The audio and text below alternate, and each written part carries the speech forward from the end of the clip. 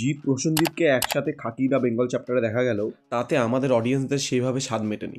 সেখানে তারা দুজন স্ক্রিন শেয়ার করেছিল খানিক কিছু মিনিটের জন্য।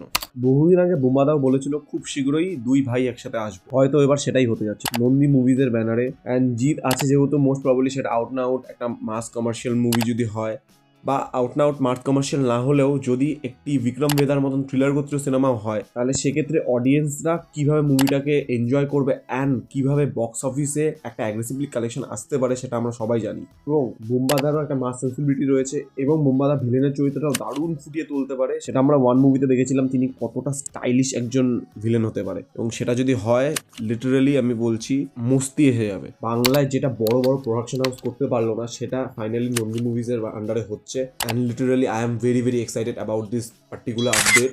অ্যান্ড এটা যদি হয় ইটস গনা বি ক্রেজি। তো আপনাদের কি মতামত এই পার্টিকুলার আপডেটটা নিয়ে অবশ্যই নিচে কমেন্টে জানাবেন, এবং আপনারা কোন জুটিকে বাংলায় দেখার জন্য আগ্রহী নিচে অবশ্যই কমেন্টে জানাবেন।